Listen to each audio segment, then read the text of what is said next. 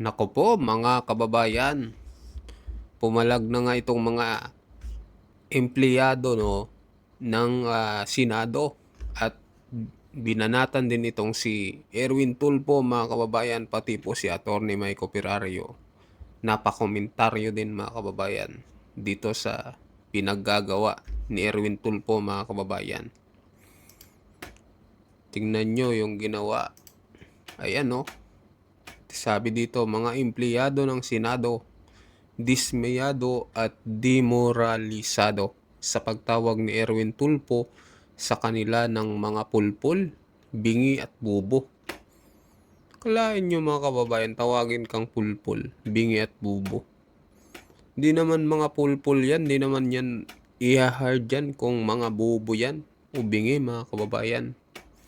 Grabe Kaya pumalag na itong mga empleyado mga kababayan.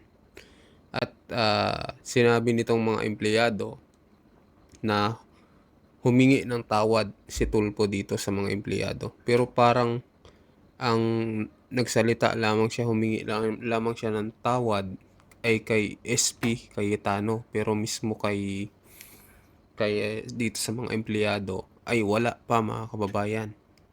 Ganun po ang nangyari. Grabe na talaga ngayon mga kababayan Dati hangang-hanga ako dito sa taong to kasi grabe to kung magtanggol. Binabanatan yung mga kaliwa, binabanatan si Risa Hontiveros, binabanatan si Kiko Panghilinan. Pero ngayon mga kababayan, sanggang dikit na sila at sama-sama pa. At pinagtatanggol yung korupsyon na nangyayari sa ating bansa. Ganun po kakawalang kwenta yung nangyayari sa ating gobyerno ngayon. Kaya marami pong galit. Kaya ang nangyayari po, naging negative 15 po ang trust rating ni PBBM. Pati ang Malacanang nagulantang kasi naging negative 15. Diba? Kahit kayo mga kababayan, talagang nagagalit na kayo sa nangyayari ngayon. So pakinggan po natin itong pahayag po ni Atty. Mike Operario sa pagpalag po ng mga empleyado ng Senado. Sabi niya dito, pumalag na ang Senate employees. Ito mga kababayan, pakinggan nyo. Sa gitna ng mga ingay dito sa Senado ukol sa yung mga investigasyon ng Blue Ribbon Committee, yung mga kudeta, pagpapalit ng mga liderato, may isang balita na hindi halos napunan ng karamihan dahil hindi rin ito binigyan ng mapansin masyado ng mainstream media. Ito ay ang opisyal na pahayag ng Senado. Hindi po yung Senado ng mga senador, kundi yung samahan ng mga empleyadong nagkakaisa sa adikain ng demokratikong organisasyon. Ito po ang Employees Union ng mga empleyado dyan sa Senado. At dito sa pahayag nila ay kinundinan nila ang tila pambababoy sa mga empleyado, yung pagbatikos sa kanila, pananakot na sila ay mga kakasuhan, ang pagtawag ng mga kung ano-ano sa kanila, at matatandaan ninyo itong si Erwin Tulfo pa nga, itinawag ng mga gunggong ang empleyado ng mga Senado. Grabe At mga ang importante, tinawag na gunggong. Grabe, kala mo pinapakain mo mga kababayan yung mga empleyado ng Senado na tawagin mong gunggong. Grabe, ibang klase talaga itong mga Tulfo lalo na ito si Erwin Tulfo. Tansya po ng deklarasyon na ito ay nakikita natin na ang mga mamamayan, ang mga ordinaryong mga empleyado, ngayon ay natututo ng magsalita at ipinaglalaban ng kanilang mga karapatan sa harap ng mga banta sa kanilang employment, sa kanilang trabaho, at sa kaguluhan na yan sa Senado, sila ang naiipit dito. At wala naman talaga silang political color dapat. Ako po ay naging empleyado rin ng Senado sa panahon ni Senator Raul Roco. At 3 kudeta ang nasaksihan ko dyan sa Senado. Pero ang lahat ng iyon ay naayos or naisakatuparan ang mga kudeta nito ng maayos, in a gentlemanly manner, in a statesman-like fashion. At wala pong ganitong klase ng mga bastusan o kababuyan na naganap dito sa Senado. Sa panahon lamang po na ito nangyari yan. Alam niyo yung pagkakaiba sa mga kudita noon sa Senado at sa kudita ngayon na nangyayari dito sa Senado natin sa kasalukuyan. Noon, ang mga usapin at ang mga kudita sa Senado, ang nagdidesisyon yan ay ang mga senador lang. Hindi po nakikialam ang Malacanang dito. Pero ngayon, kitang-kita nyo na halos hindi na ikinahihiya nitong mga senador na ito na sila ay ginagawang utusan lamang ng nasa Malacanang. Na sila ay parang mga lakis lang, ibig sabihin mga amboy, yung mga atchoy lang, mga aid, mga alalay, mga dakilang julalay na lang sila ng mga taga Malacanang. Ganun nga nangyayari mga kababayan.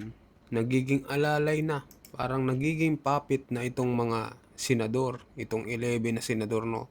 Buti na lang itong senador na sila Senate President Cayetano, Rodante Marcoleta, sino pa ba, Loren Legarda, Pia Cayetano, ay talagang naninindigan at gustong malaman ang katotohanan, lalo na dito sa flood control scam na nangyayari sa ating bansa. Subalit itong 11 na senador ay tila ayaw malaman mga kababayan itong nangyayaring korupsyon, no, sa flood control scam at kung anong dahilan, ano-ano ng dahilan ang pinaggagawa nitong mga to para hindi lamang matuloy yung Blue Ribbon Hearing Committee mga kababayan. Biruin nyo mga kababayan, nagkaroon pa ng lock yung Senado nung nakaraan. Subalit natuloy pa rin ang Blue Ribbon Committee at nalaman natin yung mga pagdi-deliver ng 18 Marines sa mga iba't ibang politiko mga kababayan. Buti na lamang ay nandyan sila SP Cayetano at itong si Senador Rodante Marcoleta at nanguna dito sa Blue Ribbon Committee. So, yun mga kababayan, tuloy natin. And this contributes dito sa kaguluhan na meron sa Senado because there are forces outside of the Senate that are trying to dictate the outcome of the power play and the politics inside the Senate. Makikita nyo yan ngayon sa kasalukuyan. Tingnan nyo sino yung mga nagre-raid doon sa Senado, sino yung mga pumipigil ngayon sa mga testigo. Ayaw na ni John Vic siguro na siya yung nandoon at nasasaktan siya. Kaya nagpadala na ng mga pulis. Ayun naman ang pumipigil doon sa mga 18 Marines na gusto sanang mag-testify. At lahat ng mga kaguluhan na ito hindi dapat naapektuhan ng mga empleyado ng Senado sapagkat sila ay mga public servants, mga civil service eligible po itong mga ito. Pero sila ang ibinabala sa kanyon nitong mga senador na ito at ginagawang mga instrumento ng pananakot at sila mismo ay tinatakot na kung hindi sila susunod sa kanilang mga agustuhan ay kung ano-ano mga gagawin sa kanila. Hindi makatarungan ito. Pero ang hindi mas makatarungan ito, ang tila katahimikan din ng mainstream media na i-cover ito. Nakita ko nag-post ang ilang media outfit tungkol dito. Yung isa, parang yung statement lang, ipinost lang. Yung isa, ginawan pa nga ng reel.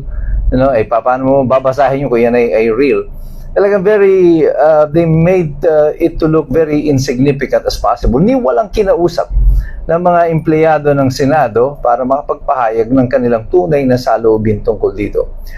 I, as a former employee of the Senate, I stand with my colleagues there sa Senado. Nauunawaan ko ang inyong mga sentimiento.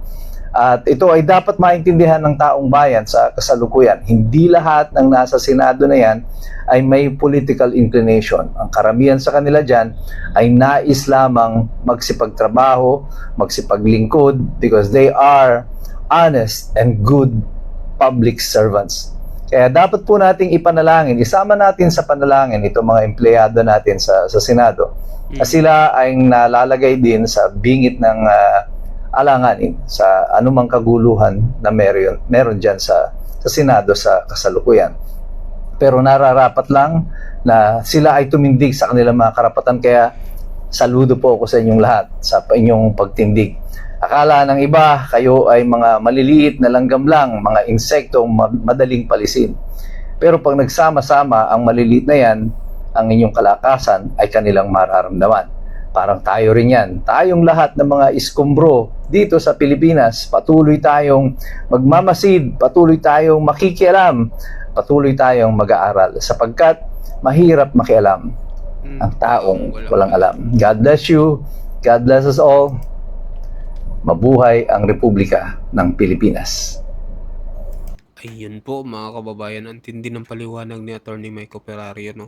So dito tayo nakikinig dapat mga kababayan, no, sa abogado na ipinagtatanggol yung katotohanan. Yung abogado na talagang binabase ang lahat sa batas mga kababayan. Hindi katulad ng iba,